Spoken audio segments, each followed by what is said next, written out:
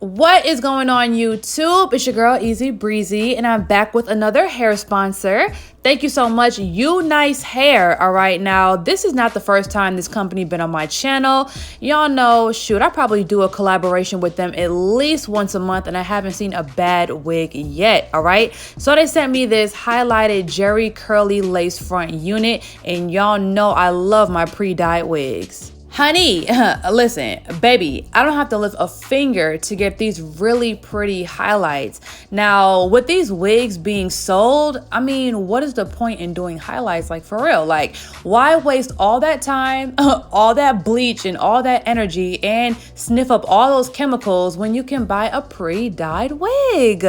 Now, today in particular, we're doing something special with this wig. Now, instead of doing a regular middle part or side part, I'm gonna really show the versatility of this wig. So today we're doing braids, okay? And I'm not talking about big braids, I'm talking about small braids. So small braids in the front, and then we're gonna leave the back curly.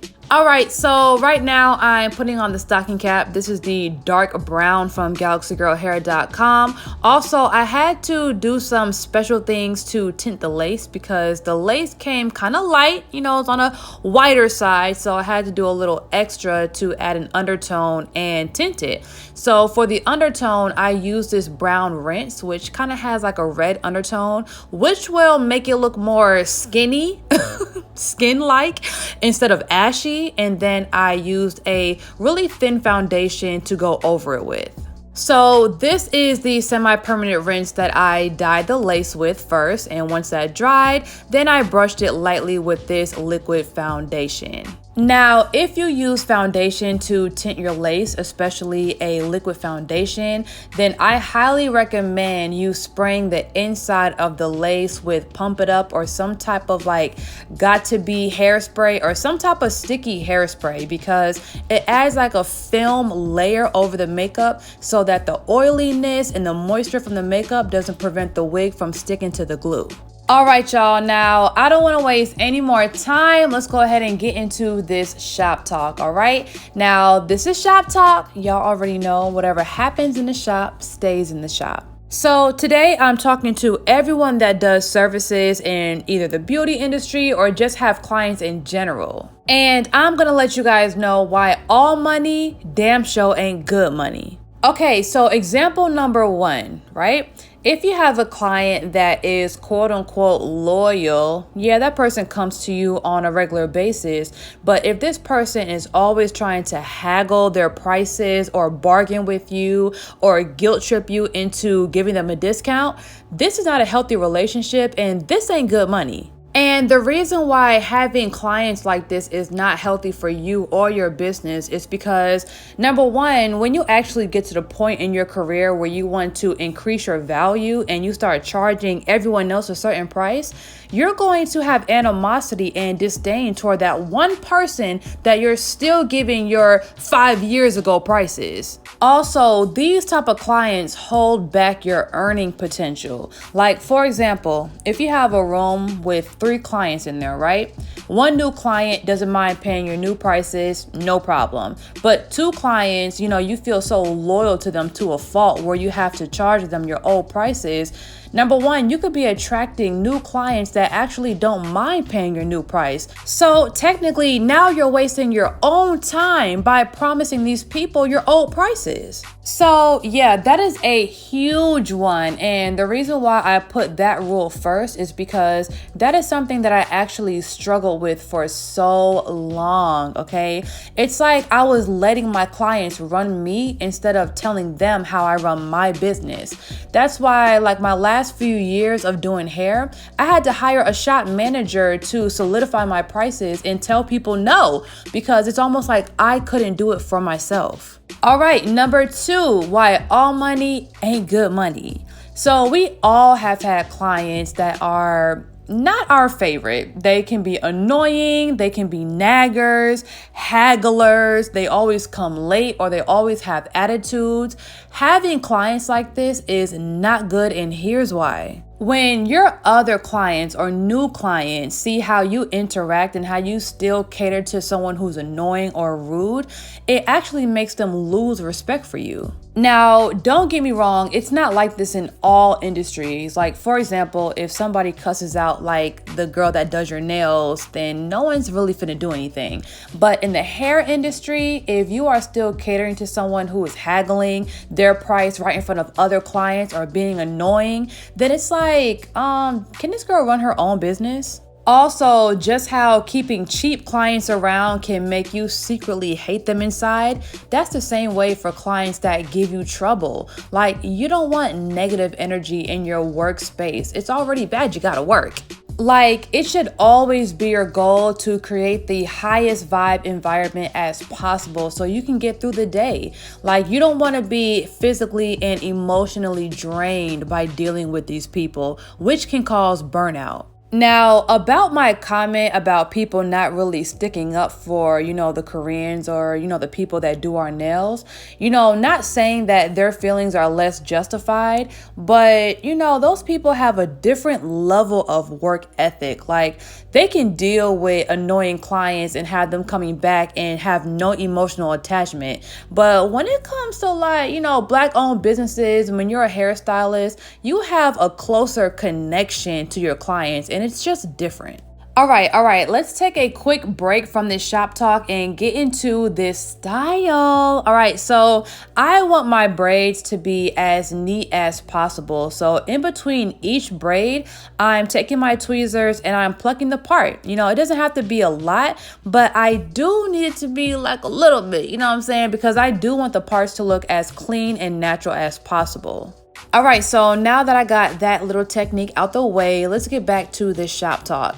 Now, I feel really compelled to talk about this subject because, y'all, I have let clients' behavior get to me in a way where I completely stopped enjoying going to the shop in general. Like, I will pull up to the shop, but I wouldn't actually walk in for like 1 to 2 hours. I'll just be sitting there in my car, dreading my life because I didn't want to be in the room, with those people. If I can do anything, I will go the fuck home. So, yeah, guys, like, it took me a long time to learn that all money is not good money. And after a few years, I started to fire clients. Listen, I had to flip the script because people were stressing me out. Like, my energy, my spirit, like everything was just being depleted to where I started to hate doing hair. And I'm like, I never thought I would ever get to this point, but I had to start setting healthy boundaries for myself. And I had to really start running my business instead of letting my business run me. All right, so one really good way to set a healthy boundary for yourself and your business is to have disclaimers, okay? So when people are booking an appointment, they should know exactly what they will be charged for if you come needing this, and all these extra services.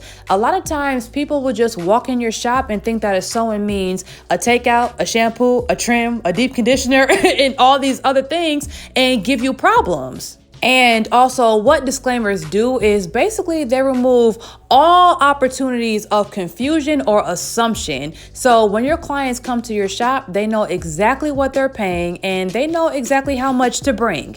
So if you are someone that does services and you want to add disclaimers to your business to eliminate all confusion, then if you have like a booking app like StyleSeat or something like that, usually they have a description for every single service that you have. Make sure you write down all the possibilities and all the extra charges under that service. So now the next time somebody walks in your shop and, for example, if they're like, well, I thought a sewing automatically came with a wash and a trim, you can be like, well, ma'am, you did book a sewing on my StyleSeat and underneath is all the information and all the extra charges.